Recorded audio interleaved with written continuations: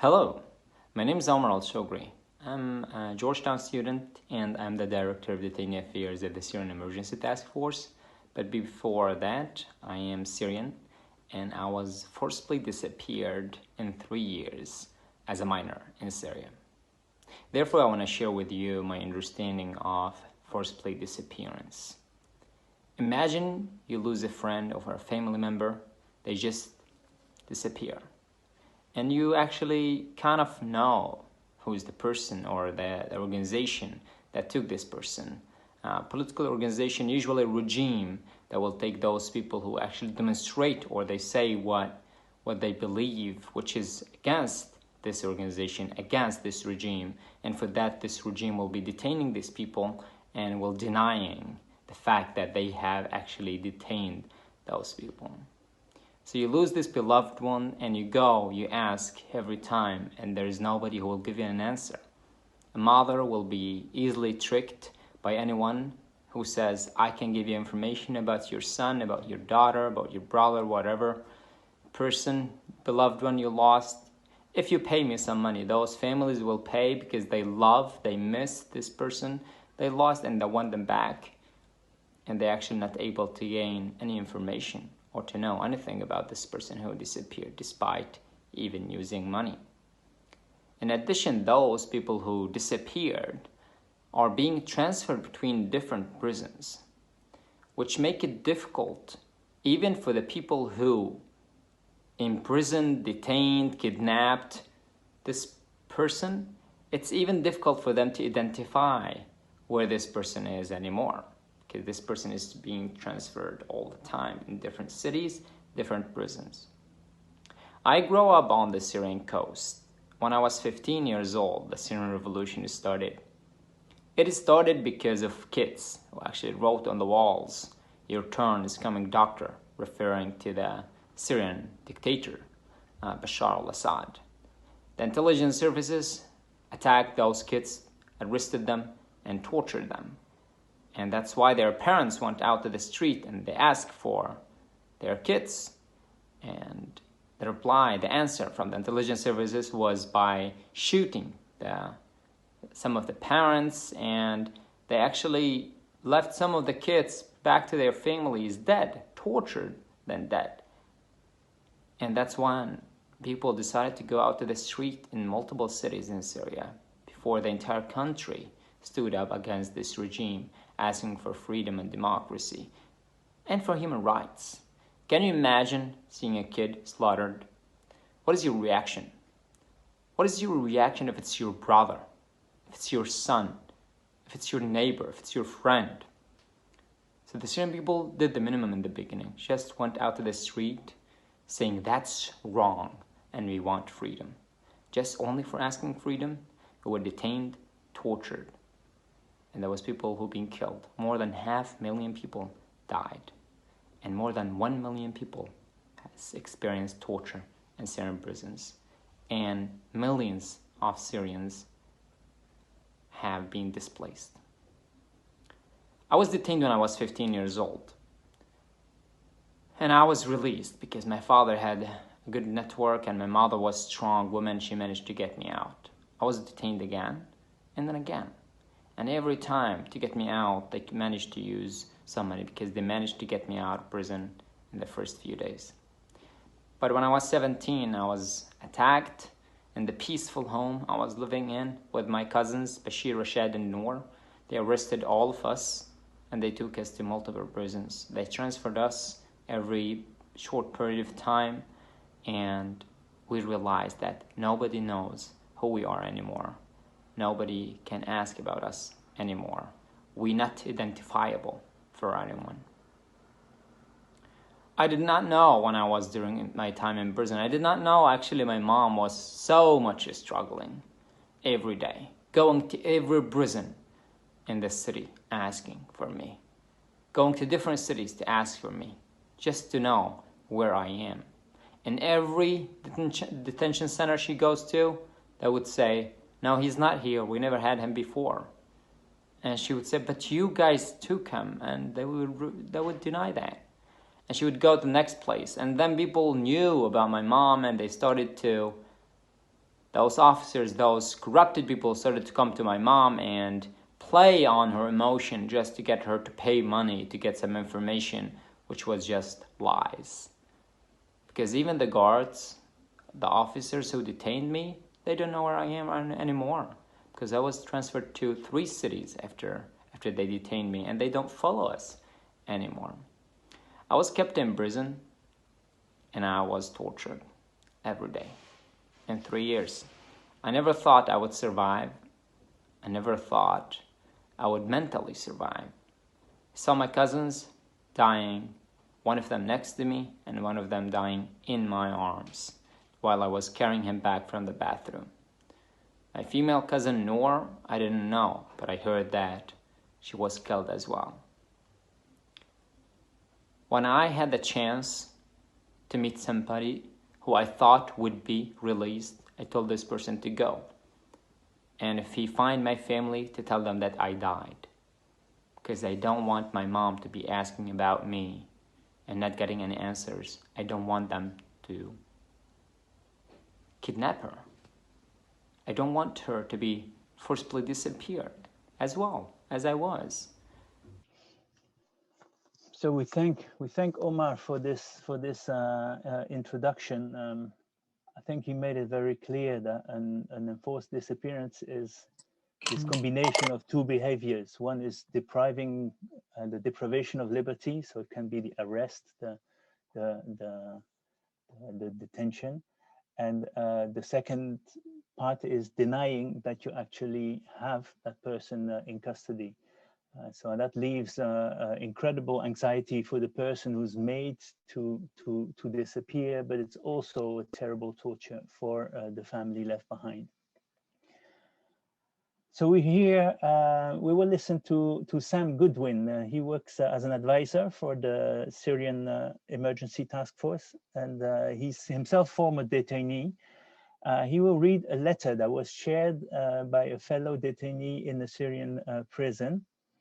Sam himself is an American who was detained by the Assad regime in 2019, and he was released several weeks later. But he may share some more about his own experience in a prison a bit later. But first, he is reading a message from one of his fellow detainees. Sam, you have the floor. Thanks, Suwood. And thank you, Omar, for providing that that context on forced disappearances, as well as the revolution in Syria that has now been going on for over a decade.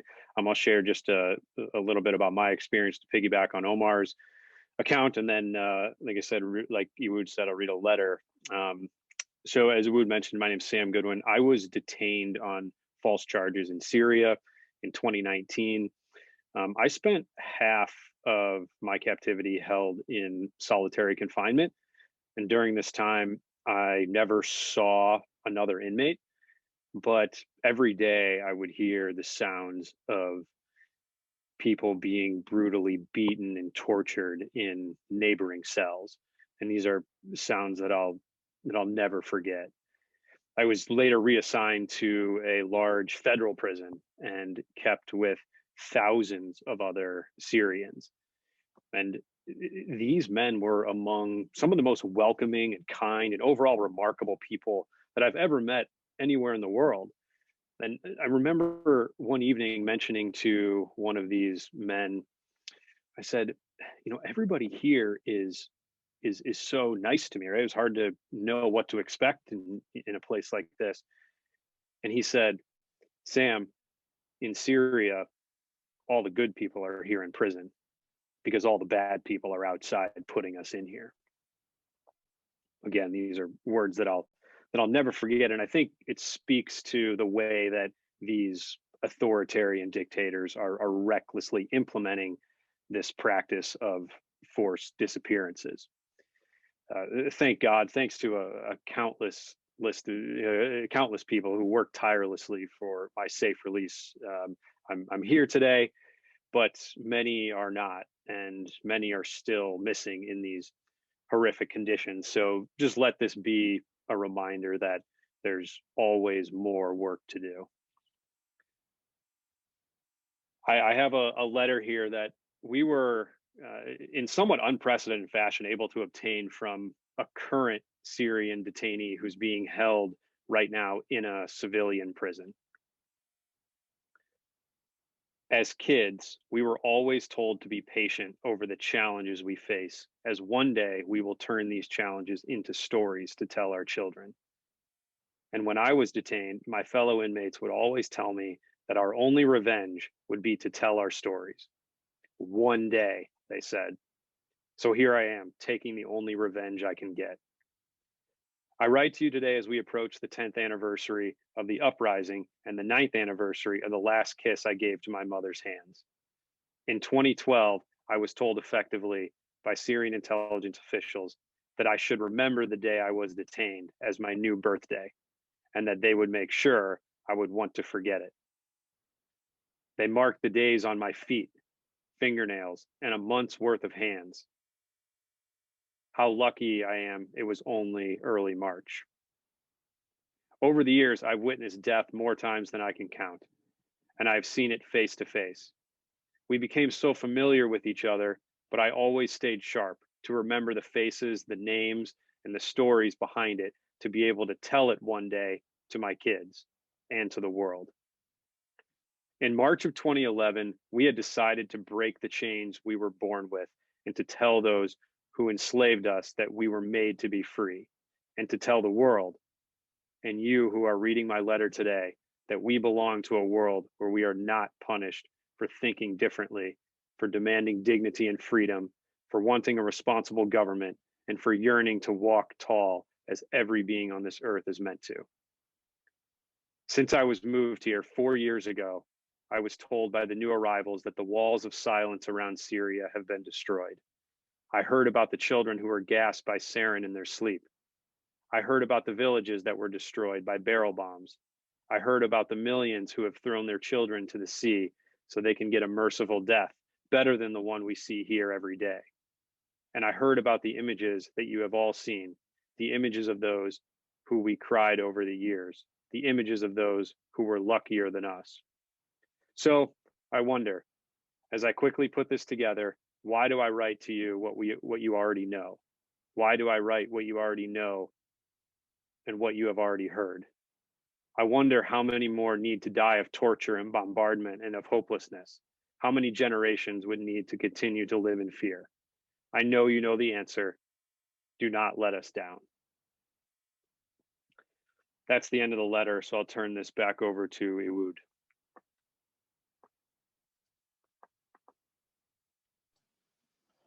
Thank you, Sam. Thank you for relaying this message and for your own story. You may hear some more about it.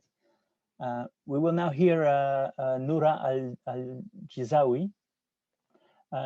She was a leader in the beginning of the Syrian uprising, and Noura quickly became a target for the Syrian government and was arrested many times. Before her arrest turned into an enforced disappearance. And Noura is now a researcher at the Monk School of Global Affairs at the University of Toronto and the chairperson of Start Point, which is an NGO working on human rights, women's rights, and focusing on youth empowerment in Syria. Noura, you got the floor. Thank you. Thanks so much for having me here. And I guess it's not easy to speak right after Sam and Omar. And I don't know from where I need to start, actually, but briefly, I was born in 1987 in the middle of the mass repression campaigns were conducted by Assad father, targeted all dissidents, and literally, as my grandmother described to me, everyone who thinks, who dreams, and who speaks. This is how I grew up.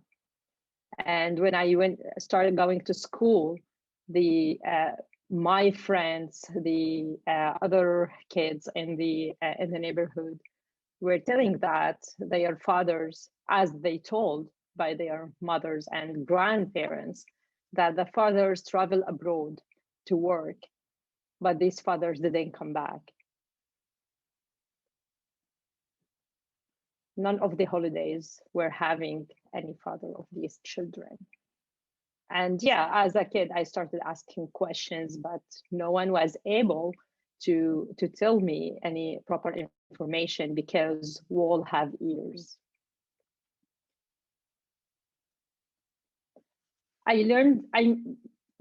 After that, in the late 90s and in the when Assad son became in power, I was lucky enough to meet some former detainees or former missing persons.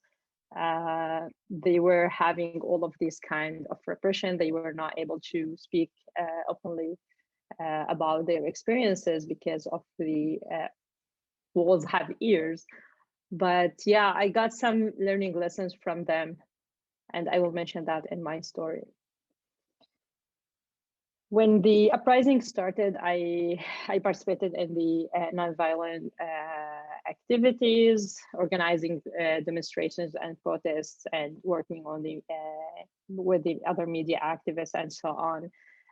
What definitely led me to detention. It was like the second one before the revolution. I was a blogger, and that led me to, in 2007, I was taken from the university, from the classroom, and even the professor was unable to stop the lecture and he was unable to whisper or say any word. Otherwise, he's going to be the next to be detained. Back then, because my family had connections and they pay a lot of money, I was released after a couple of days. And it was a sort or just the first experience with enforced disappearance, because it took my family a couple of days to figure out the location of my detention. In 2012, in March particularly, I was traveling from Damascus to Aleppo by bus. Until now, I didn't make it to Aleppo. I was kidnapped. I was taken from the bus, from the bus station.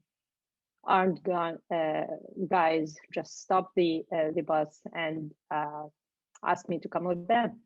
They didn't show any papers. And this is exactly, I feel like, is there the security forces or any gang? I don't know. I had no other option because they had their weapons right in my head and in my back. My hands were tied behind my back and my eyes were covered. I had no idea where I am. I opened my eyes and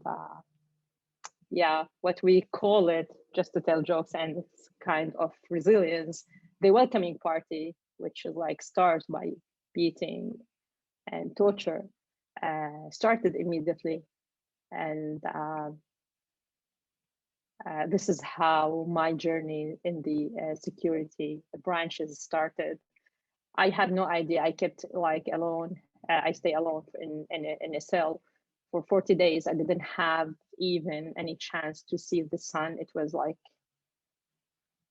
it was like a grave, the place I was in, and the questioning all the time. But yeah, here I need to mention that there's two sorts of repression and action. The first is to focus on taking as much as information about other activists as they can. And the other sort is just to be the person and kill the sense of humanity inside the person. I lost the sense of the time, but I didn't lose my my courage to do as much as I can to protect the others, because it's not about me. It's not about me staying alive, but it's about the others, because we need the revolution to continue. And it's my commitment to protect them, even if I'm here. I never forget when the Mr. Kofi Annan was in Damascus, and how he paid a lot of efforts to send committees to the security branches to check on detainees. Back then, the regime was denying the detention of women. I remember they had, like, I was taken also 3 floors under the ground. So they hid me there. I remember that I read something on the wall written, it was like the inside is missing. I'm translating from Arabic. The inside is missing, and the outside is born. All the time I tell like I back from there. Yeah, the moment I was released, I born again. The lesson I learned from the former detainees I met when I was a child, and I was like just asking these questions, that exactly the sense of enforced disappearance. You will be taken and no one will know about you. Try as much as you can to leave signs everywhere. If someone was lucky enough to be released, one day they will tell your family that you were there. And this is what I did. Every cell I was taken to, I was lucky enough to have like a metal piece in my bra, so I took it and I was just kept writing my name on walls time over time. Noura was here, Noura was here, Noura was here. Until I was transferred to another security branch, I did so. But while I was writing my name, I was expecting anyone to read my name in case I was transferred to another security branch. But I didn't expect that I'm writing my name to my sister, who was kidnapped from the street after I was released after a couple of months of my. So when she was taken, she told me after she was released, when she was taken to that, she'd been through the same journey like me. But when she was taken to that cell, she tried just to understand the environment around her. And the moment she spot my name on the wall, she hugged the wall and she did the same what I told her.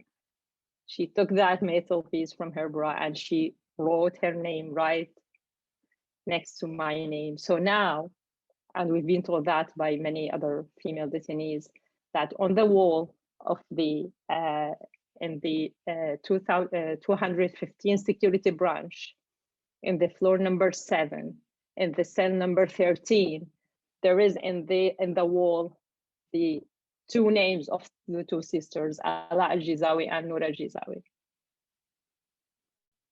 The other story I discovered when I was transferred from security branch to another security branch, and then from the central prison in Damascus to Homs, that my father was detained, my half uncle was detained, and my brother, who was back then only 15 years old. When I was transferred again from Adra prison to Homs prison, I found like my brother already submitted an application and paid a lot of money so he can see me. When we had the opportunity to see each other from all behind these walls and all security guards were around us listening, he told me, I miss you, I'm lucky you're alive, but when I was detained and tortured because of you, I really hated you and hated any relationship with you. Forgive me, sister. I will stop here, but I have the obligation to mention that all of my friends who were detained with me, unfortunately, some of them made it and they're free now. We left behind us friends, children, mothers, sisters, grandmothers, grandsons. We left children who were born in the security branches, and until this moment, many of them, they have not had the opportunity and they are not lucky enough to see the sun. We are their voices, and this is our commitment to keep telling their stories. Thank you.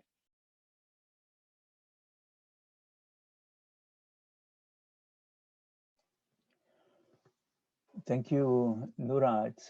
It's difficult to go on with the webinar after such a story. We actually would like to stay silent and quiet and for a few minutes, but we have to go on. It's the turn to Sam. Sam, you were detained, and you know Syrian prisons from the inside as well. You were on a trip, and you were accidentally, you walked into a checkpoint and were arrested. in the Kurdish part of Syria. So you're the last witness of this part. Yeah, that's right. I was detained in the town of Qamishli in the northeast, and I was held for 63 days for 9 weeks. And one of the most challenging things for the people who were searching for me was that they were unsure of who had me, and nobody was acknowledging that that they were holding me. And this is kind of a a cornerstone of forced disappearances. The captor does not acknowledge that they're holding that they're holding someone.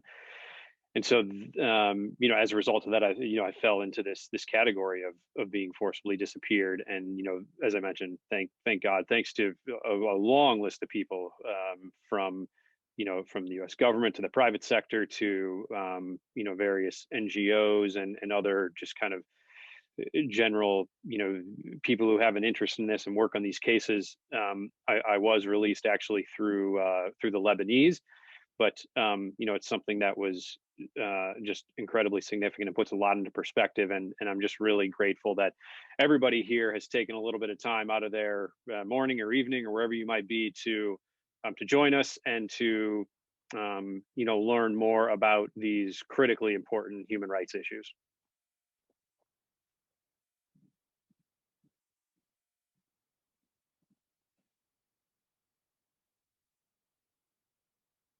Uwood, I think you're on mute.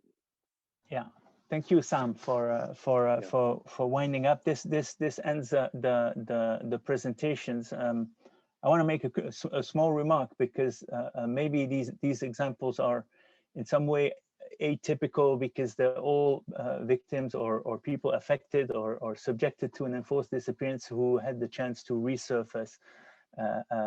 But there are so many cases of people who may still be detained or have been possibly tortured to death or eliminated. And so many families who are still either abroad or in the country itself, still with so many questions and tortured by this uncertainty all the time. So let's move to the roundtable discussion. I would like to introduce the panelists we invited. So Noura and Sam will stay on the panel and answer a few questions directed to them. But we also invited Stephen Heidemann, who's currently Ketchum Chair at the Middle Eastern Studies at Smith College and a non-resident fellow at Brookings Institute. He is also the former Syria Program Director at the US Institute for Peace. So welcome, Stephen Heidemann. The other speaker we invited, Donatella Rovera. She's the Senior Crisis Response Advisor at Amnesty International.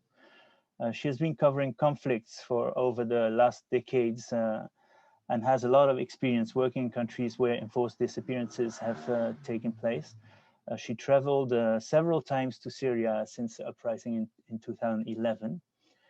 And we also got among us Nerma Jelacic. She's the Director for Management and External Relations at the Commission for International Justice and Accountability, the CIJA. So until 2014, she was the head of the outreach program at the International Criminal Tribunal for the former Yugoslavia. And she's also the co-founder of the Balkan Investigative Reporting Network in Bosnia-Herzegovina. That's an NGO specializing in investigations of war crimes, organized crimes, and corruption. So thank you all five for joining this panel discussion. It's a panel that does not start with presentation. We will go through a set of questions. A range of questions was sent to us on forehand. So we made a selection, but you are invited to ask additional questions through the chat. And we hope to be able to address a few of them if you have time at the end of the panel discussion. For the panel members, please make a sign or raise your hand if you feel that the question may be addressed to you, or if you want to complete the answer of another panel member. So here's the first question. It's a question about how to react when a person, somebody suddenly disappears. So the question is, how have families and foreign governments obtained information about the whereabouts of victims of enforced disappearances? And have the families been more efficient in the process of obtaining this information? So this is what to do, how to get information when something like that happens. Maybe we could start with Sam and Noura from what happened in your concrete case, and to see what other avenues are possible. I can briefly jump in to start. Particularly from a U.S. standpoint, there are quite a few different organizations and groups that are working on these cases. Not only in Syria but in other countries as well. And there are private sector entities with the U.S. government from at the State Department, at the FBI, that work particularly on these cases. There's also there are private sector groups as well who have specific interest in these. There are nonprofits, there are just other people who are specifically knowledgeable on things like this. And I think one of the main answers that I would give to this question is that creativity is really important. And it may seem like, the FBI or the CIA or the State Department is the best route, when in reality, there may be somebody who has a special relationship with an influencer, with someone who can make moves in a certain area and actually create a lot of positive movement. So I think, I think what's important for families who are looking for loved ones who have disappeared or are being held unjustly is to really knock on a lot of doors and explore a lot of different avenues, because it's really just hard to know what some of those might uncover. Thank you. Sure. Noura, about your own case, maybe?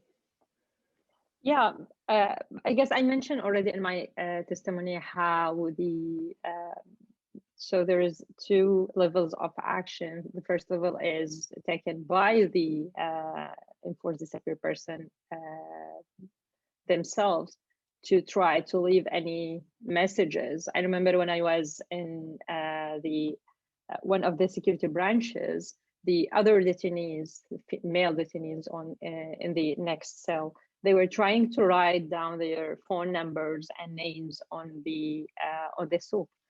So, and we kept that piece of information, and the first detainee from our cell was about to be released. We give it to her.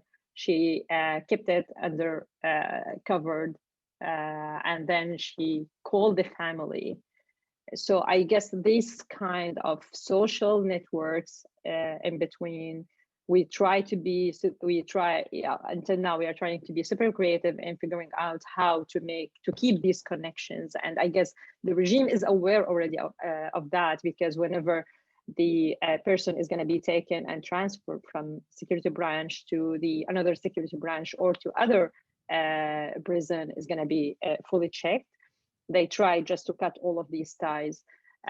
Also, there is the people who are can keep the information verbally and can just, now we have social media, which is better than before. Since the early days of the revolution, we have a group, some of the Facebook groups to share the information. And whenever there is a person released, we can jump in immediately and ask about the other detainees they met. So I'm talking here from very domestic and from a very local level. And this is how we build afterward the experience of the local human rights NGOs, how they can share the information and double check about the validity of this information. Just looking at one of the experts, Stephen. Thank you very much. Thanks both to SETF and to FEMED for organizing this really very important discussion today. And I want to acknowledge the extraordinary courage of Omar and Noura and Sam for your willingness to discuss your experiences here. It is not an easy thing to do. It takes a lot out of those we ask to communicate with us about the terrible things that they've been through. And we have enormous respect and appreciation for your willingness to share. So thank you. I think while we acknowledge the extraordinary resilience and creativity of prisoners and families in pursuing information about disappeared detainees, we have to acknowledge as well the limits of these efforts and the extraordinary challenges that exist in compiling any kind of systematic information about the status of those who've been seized and disappeared by the Assad regime or by some of the non-state militias operating in areas outside of the regime's control. If someone is fortunate enough to have a family with connections or with means, perhaps information can be uncovered about the location of a detainee. If someone is fortunate enough to be able to connect with a detainee who is able to be released, perhaps some information can be collected about the fate of a detainee. But these are circumstances that affect a tiny, tiny minority of detainees, the vast majority, and we're talking about tens of thousands of people at any given moment. The vast majority really remain entirely anonymous and entirely without any awareness on the part of their families or loved ones about their fate or where they're being held or what their health conditions are. And in part, this is because of the barriers that the Assad regime has erected that impede efforts to gather information about detainees and their fate. The International Committee of the Red Cross is not able to conduct its customary visits to detention sites in order to determine who is being held. Even though the fate of detainees has been one of the principal issues shaping conversations in Geneva, for example, between opposition negotiators and regime negotiators who are involved in this UN process that has been dragging on unproductively for many years, the regime has been utterly unforthcoming in revealing information about who it holds. And so we have to be aware that there are limits to what the creativity and inspiration and resources of families can do in terms of identifying detainees. And as Omar mentioned, even when all of those resources are brought to bear, often families are lied to. They're given false information. Partly because it creates opportunities for prison officials at some level or another to extract more money from families if their hopes are kept alive. So we are operating in a context in which we have very, very few means that we can use to collect detailed systematic information. And I think finding strategies to expand our access to information about detainees really is one of the biggest and most important challenges that we confront.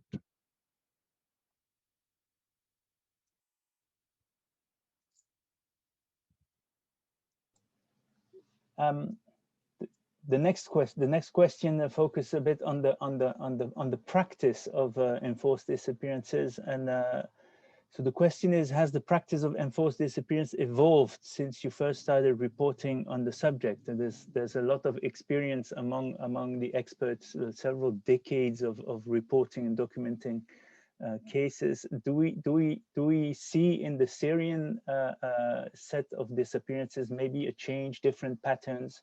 Is it used against a different group of victims? Can we answer these kinds of questions?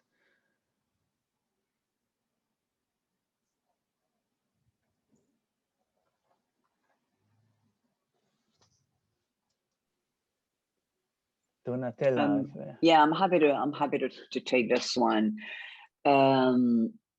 So I've been working for more than 20 years in countries, primarily across the Middle East and Africa, but also in other parts of the world,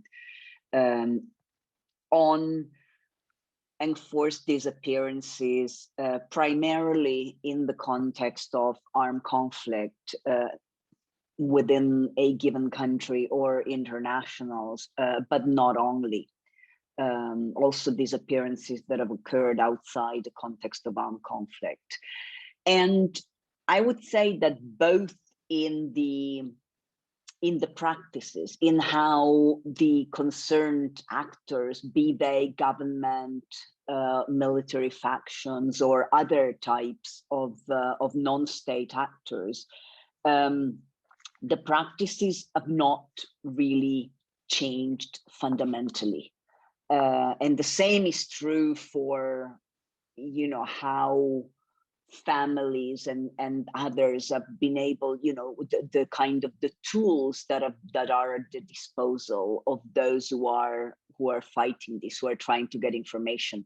The difference between foreign captives and how one can interact, both, I mean, you know, when it comes to foreign hostages, people who are disappeared, and nationals, the situation is fundamentally different, both because of what is at stake for those who are holding them, and that then has to do with, you know, the power of negotiation for those who are trying to get information about them, and to and to ultimately get them released.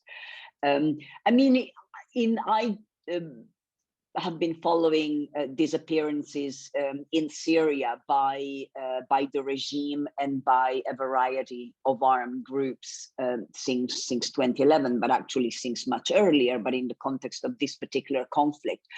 And I don't see any new patterns, any new techniques.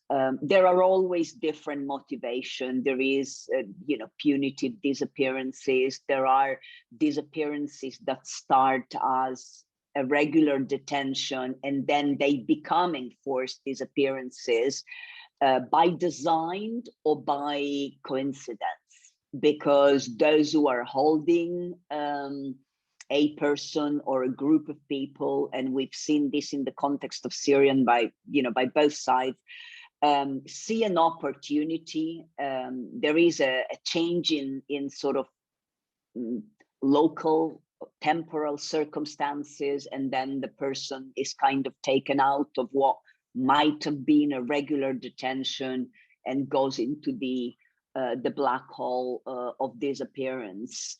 There are situations where people who are detained in a way where it wasn't perhaps, you know, intended at the outset to be a long-term disappearance, where people die either because the torture and the ill treatment or the negligence in lack of medical care and so on go too far, and detainees die, and then they become disappeared because that death isn't acknowledged. And then, of course, you know, in the overwhelming majority of cases, I think the evidence is strong that it is that people are disappeared willingly. It is deliberate. It is to inflict, to create that atmosphere of fear. I think there is an enormous body of evidence that shows that it is so much harder for families of disappeared, because even if that disappearance goes on for 10, 20, 30 years, there is no possibility for the family to obtain closure. And in that respect is harder than for families when they learn that their loved one has been killed, and however difficult that is, but there is a possibility of closure. That possibility of closure is denied to the families of disappeared, and that is one of the key weapons in the hands of those who are responsible for enforced disappearance. It also gives a much greater leverage of fear, because and that that fear that those who are responsible for disappearances are able to impose, are able to create, is partly responsible for not enough action, or not everything that is possible to be done is usually done by the families, because they're scared.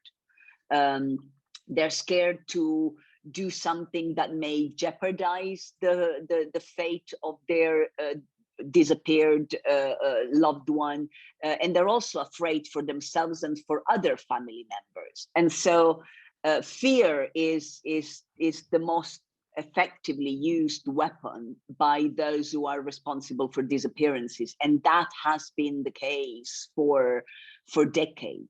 Then there are obviously, if you like, minor tactical issues that evolve and change over time in different places at different times, but fundamentally how disappearances are perpetrated, and the key drivers, the motivation, and how those are implemented have not fundamentally changed over time, or between a case like the ongoing Syria case versus cases of 30 years ago in Latin America and elsewhere. Thank you. Thank you. It's a very complete answer. That's why I want to move to another part of the survey. Talk a bit about. You say it's all on purpose. It's a repressive strategy. It's meant to create a fear and repress opponents. But then the question is about why isn't there any reaction? Why is there not any court case at the International Criminal Court? How is it not possible to either using the court system in the country or the international community possible to react against the authors of enforced disappearances? I asked the question also because we want to hear Nirma Jelatic. What can we do against the authors of the crime? Thank you. On the basis of evidence and the testimonies from the survivors, victims, those who have been lucky enough to have survived the tortures in the regime archipelago, but as well as the torture of other armed actors in Syria, we would be able to do a lot.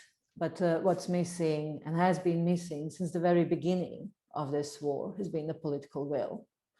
We have seen a type of regression in terms of the global advance of the age of accountability, the times when we had the wars in the former Yugoslavia, in Bosnia, my home country, which gave birth to the idea of to the rebirth of the international accountability with the establishment of the international courts and tribunals.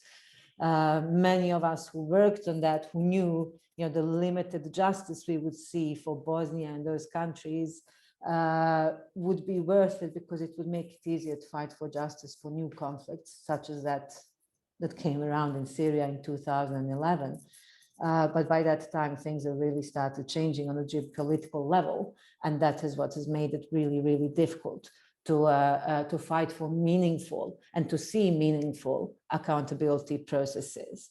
That doesn't mean that there cannot be any. What we've seen in Syria is that despite the prolonged conflict and the mass crimes committed, we've seen enormous amounts of documentation and reportage come out of the country despite of the obstacles that have been put in place.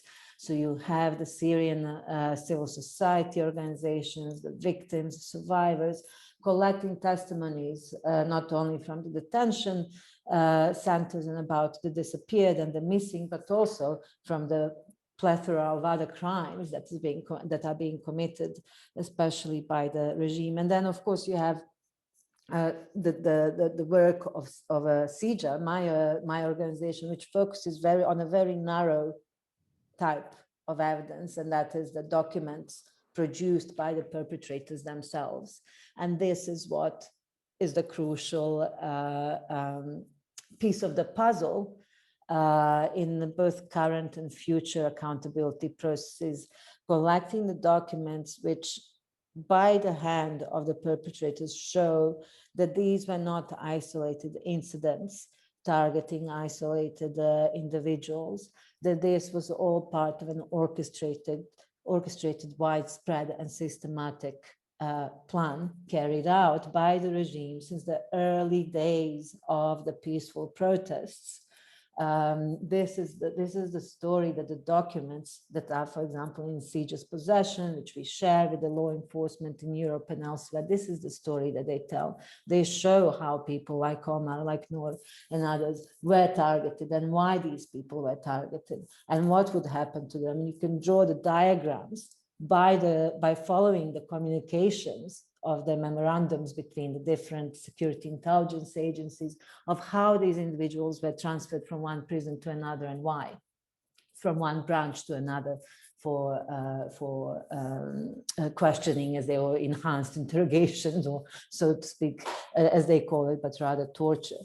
Now the question is, why we didn't see an ICC case? Well, there was, in the early years, there was a little bit of discussion about it up until 2014 by the international community members. But I mean, again, speaking as a Bosnian, I think the international community obviously completely failed the Syrian people in this aspect. And I'm not only talking about referral of Syria to the ICC, because it has been clear for many, many years that ICC would have never been a sufficient platform at which to deliver justice for the crimes we're seeing in Syria, because they are so widespread. There are so many of them that an institution like ICC could never do it justice. ICC does 1 or 2 cases per situation country, and the crimes we have seen in Syria are so much bigger and they go so much deeper. And the longer it goes on, the bigger that answer will have to be. It is bigger than ICC. I believe there could have been more discussions about a dedicated mechanism for Syrian accountability, and there still should be. But there was no appetite among the usual suspects, the states that would support accountability efforts, and there wasn't enough pressure on them. So we've missed that opportunity, and what we are seeing now is sporadic ad hoc cases being brought in European courts, mainly where we can find individuals from the Syrian regime or from other armed groups who may have committed crimes, who have been put on trial, and we are seeing some civil cases. But yeah, it is all patching up, using a plaster to patch up a ginormous wound. I think we really need to see a concentrated effort by international and Syrian actors and activists in this area to push for discussion about accountability for Syria, including about the future accountability for enforced disappearances and how to deal with that.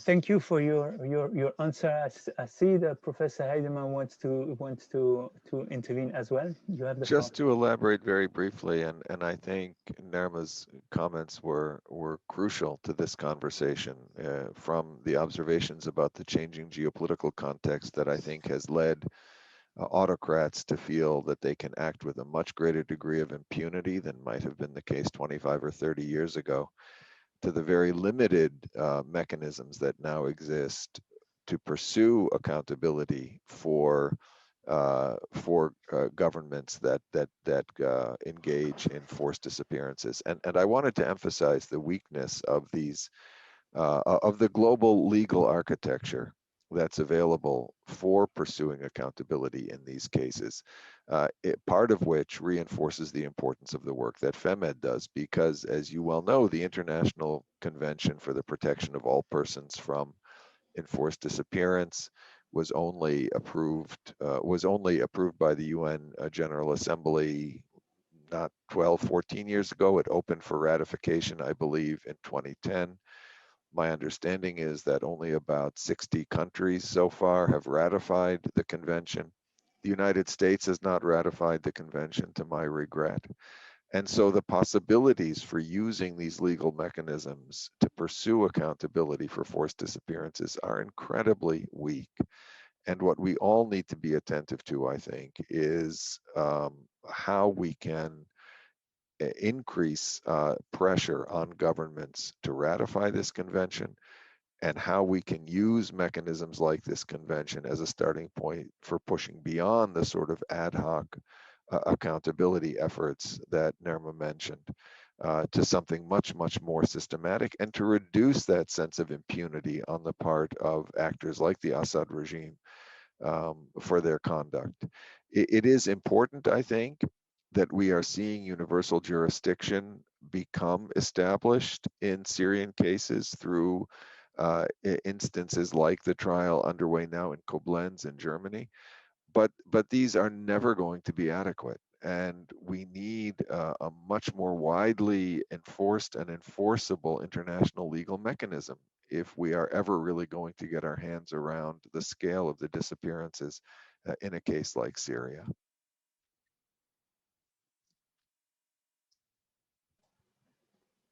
Thank you. So this covers also a few questions I had about the legal framework and its weakness.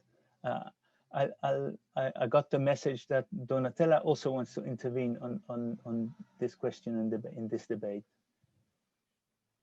Yes, I mean, just a slightly different take on Stevens. Basically, I think that however important the disappearance convention is, and it is important, the harsh reality is that other types of gross human rights abuses, which when perpetrated on a scale and the scope to the extent that it's happening and has been happening in Syria, are war crimes and crimes against humanity, and that sort of opens up other avenues.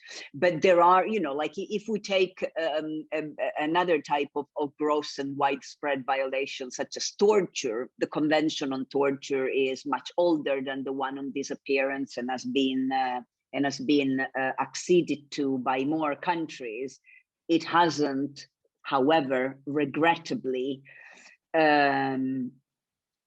meant that states perpetrating torture or non-state actor have been held accountable under that particular mechanism. Obviously, any possible mechanism for exercising pressure is important, and the stronger those mechanisms are, the better. And we should always strive to strengthen mechanisms that exist, and that is true for the Convention on Disappearances. But I think that's not where the answer lies. You know, in the Syrian case, as in other cases, the scale and the scope means that these are crimes under international law.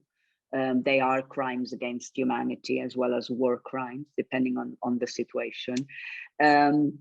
And ultimately, the answer lies in three different places. One is what is available today, and that is really only those cases in different countries, which are a minute drop in the ocean, but a very important drop in the ocean, like the Koblenz and other cases that we're seeing. The possibility of the possibility of an ICC case is a non-possibility for the reasons that we know, because it's Syria is not a state party, and because there is opposition by permanent Security Council members such as Russia and China, which make a referral such as the one that happened in Libya impossible, or the possibility of the creation of a mechanism of a dedicated court, which has not happened until today. One can never say never. The possibility is there. It would take a massive shift in politics at the international level. And then there is the real politic answer, which is if and when the political situation changes, things may change, as we saw in the case of Sudan. Ultimately, there were ICC referral, there were ICC indictment for some of those who were suspected or accused of war crimes, and nothing was happening, and until such a time as a political shift within the country made that somebody who had been up to that point untouchable became no longer untouchable and found himself at the ICC. Just sort of, to say that the Convention on Disappearance may be, let it be strengthened, and may as many countries as possible sign up to it and ratify it. But the answer is, I think, beyond that.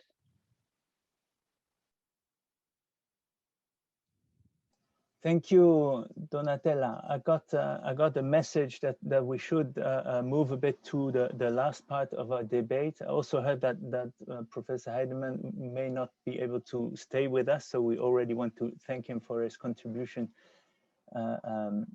in this debate. No, I can stay for at least another 10 minutes if that's okay. Well, you may like this one. I still have a whole range of questions which I to gain time put together. They're all about transitional justice, about the prospects for maybe not the near future, but what would be necessary for transitional justice? How do you envisage it?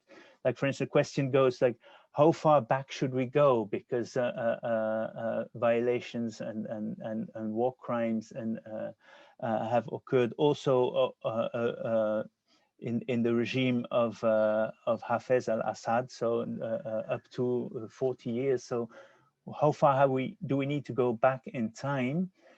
There is another question about, well, does it make sense to create a truth commission if the necessary judicial mechanism, so the administration of justice, not reformed?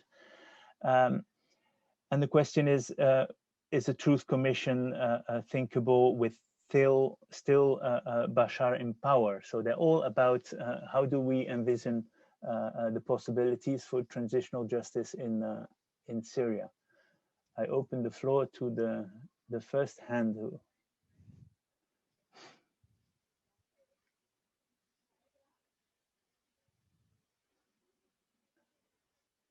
Well, it seems that oh, Nora, please, please.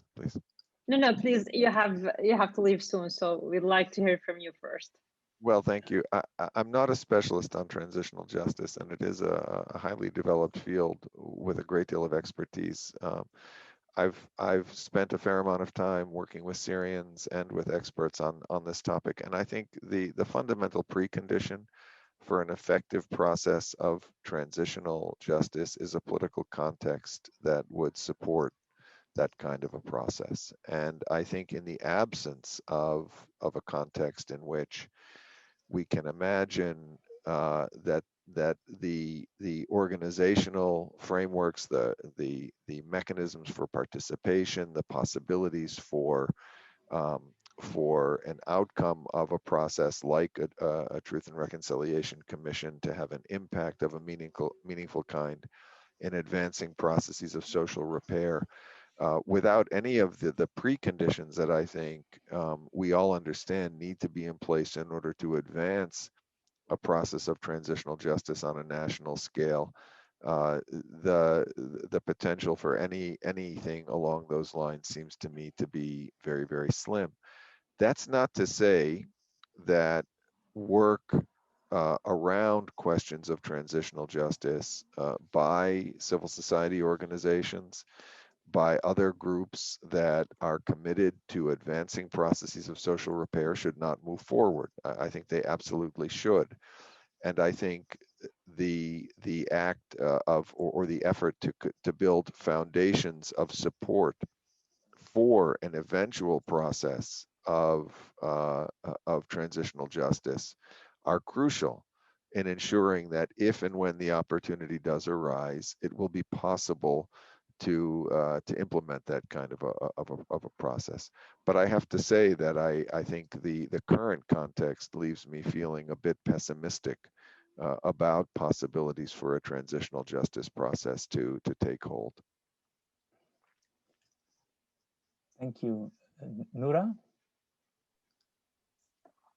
Yeah, it's quite a complicated and tough question. I like usually to be optimistic, but in the current circumstances, I'm not, because of many reasons. First of all, we need, in the past, I've been involved in the peace talks in Geneva in 2014. And since then, the regime was not showing any sense of a collaboration or any good sense to share or to start moving forward in the issue. And unfortunately, since then, the issue of detainees is being like under negotiations. Sometimes it's like a lot of politics is playing around. But I need to move to some practical steps. And this is why I believe that first of all, why having Assad in power, it's impossible to have any sense of transitional justice. Secondly, without change, without real political transition, we will never be able to have any sort of concrete transitional justice unless we need to take any sort of bad examples or bad models of so-called transition, which is not transition at all. First of all, the detention and the enforced disappearance, in order to move forward and to take the first steps, it needs to be stopped immediately. Secondly, we need to uncover the fate of the missing persons who've been missing for a long time, and also the families of the detainees who were killed under torture. They need to know where are the mass graves of their beloved ones. Afterwards, maybe we can talk about the confession of crimes, stop the denial and the disinformation and all of these sorts of propaganda. Also, we need to handle and to face the fact that there's a lot of work needs to be done on the level of the administration and the global, the public policy, and to handle the documentation of the missing person and the enforced disappearance person, the civil registration of their children, all of these issues related to their families and to their rights as citizens, because the majority of detainees were forbidden from practicing and enjoying their rights, their civic rights also. And yeah, I guess the last step is, before talking about whether we need to talk about truth committee or we need to move to this more extreme model of accountability and justice and so on, we need to make sure that these crimes will never happen again. So under this idle framework, how we need to pursue any sort of transitional justice and talk about it, while we are first of all having Assad as a person in power, and secondly having the regime. And yeah, direct answer to your question about how much far backward we need to talk about the to include the crimes happen. I believe that all crimes happen and committed by the current regime need to be included in this, because it's not only about talking about these crimes, but it's about the rights of the families and people who were affected, even if the victims of these crimes passed away or not there anymore, but they have families, they have loved ones. And if we are talking and dreaming about concrete and stable peace for Syria, we need to confront all of these grievances and concerns of these families and people. Thank you. Thank you, Noura. I have a request from Nerma to answer the same question. I think it's a popular one because I think Donatella also has hand up when everyone has something to say. But I think the crux of the matter lies in what Stephen Heidemann said. It's the political context in which we are talking about, and not just the context, the reality in which we are working at the moment. So it's and again, speaking as somebody from the Balkans, from Bosnia, where we've been talking about transitional justice for 30 years. So it kind of makes you wonder at what stage does it stop being transitional, and how long can we go on, and what's missing. And we had much better environment, including the political will, than my friends in Syria. But the political reality that we are facing in Syria at the moment is such that even if you put aside the geopolitical divide, so the two bogeymen that we always had, vetoing ICC and other discussions on accountability, such as Russia and China, even when you put that aside, you still have more and more states that are slowly accepting and showing that they are accepting that Assad is here to stay. And any discussion, I would say, among the Syrian civil society and the international organizations working in this field, any action points that they are discussing should keep in mind the very likelihood that more and more countries are going to start seeking for ways to normalize relations with him. And as stomach churning as it is for me, and I can imagine how it is for the Syrian colleagues present here, again, if we are talking about the political reality, then that's the context in which those of us who believe that accountability and transitional justice should not be left behind, that's the context in which we have to be putting our next steps plans together. It's not about, how do we get the ICC referral and how do we set up the Truth Commission. On paper, we can come up with an ideal scenario. In reality, what can we do in a situation where there are more and more countries that are already opening up representations in Damascus? And on top of that, we even have European countries within the EU, which I mean that are talking about or pushing for normalization and reconstruction. So this is the reality from which we should work, and from which I believe we should discuss both criminal accountability, truth, reparations, enforced disappearances, missing, of course, being on the top of that list. That is the reality from which we have to discuss it. Thank you, Nerma. I'll suggest we have Donatella as the last intervention. I mean, I agree with much of what has been said. I'd just like to add a couple of points. I mean, I think it's very difficult to talk about transitional justice when we are not yet at that stage in political and military terms. The conflict is ongoing. We are not in a post-conflict situation for now, or unfortunately, it seems for the foreseeable future. Is transitional justice possible with Bashar al-Assad in power? That seems extremely unlikely, but who knows? I think there is one element of something that has characterized the conflict in Syria, which is quite different from pretty much all other conflicts that I've worked on or I know of across the world, and that is that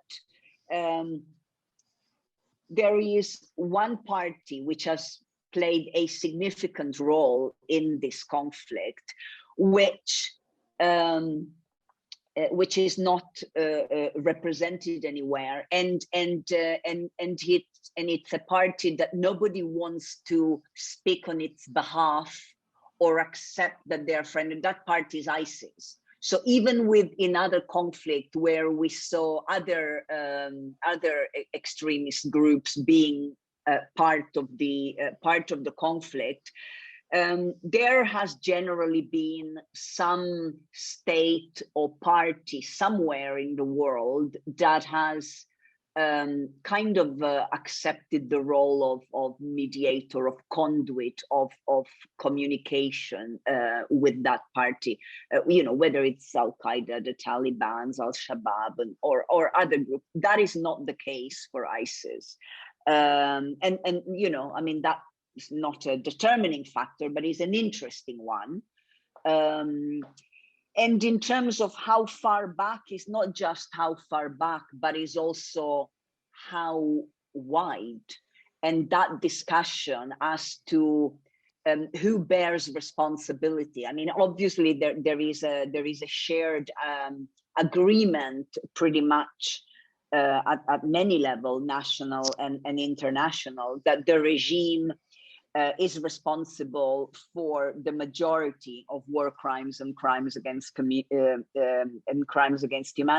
including enforced disappearances that have been committed. But there are other parties, there are other groups, some of which have a place at the table, others which do not.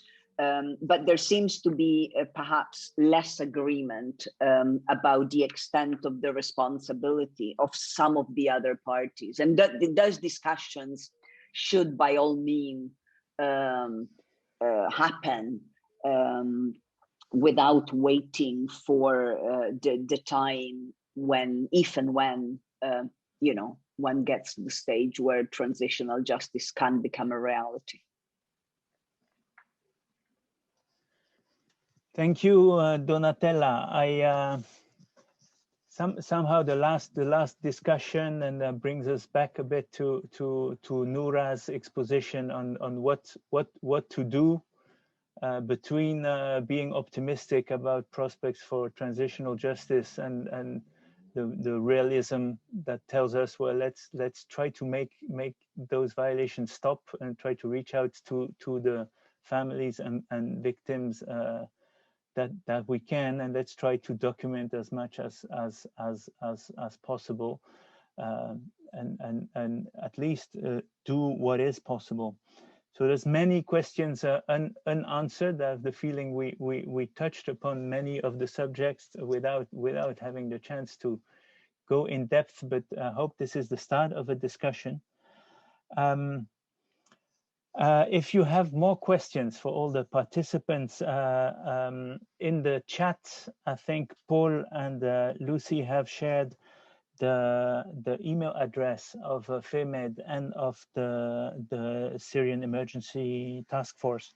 So we'll try to answer questions in written form if you'd like. We're very grateful to all the speakers, the experts, and the witnesses who told their own story. I'll name them: Omar Alshoughri, Sam Goodwin, thank you, Noura Al-Jizawi, Stephen Heidemann, Donatella Rovera, and Nirma Jelacic. Thank you very much. Let's also say thank you to FEMED and the task force. Behind them, there is Paul and Paul Bierling and Muaz Mustafa and Lucy Jeffries. So our webinar ends here. So let's continue our work, raise awareness about enforced disappearance and its lasting effects. I think Syria needs it, and all the victims, the relatives of disappeared persons, they deserve it. Thank you very much, wherever you are. Good morning, good day, good afternoon, and hope to meet you again. Thank you all very much. Thank you. Bye, everybody. Thank you. Thank you. Thanks so much. Thank you, everyone. Thank you. Thank you. Thank you so much, everyone.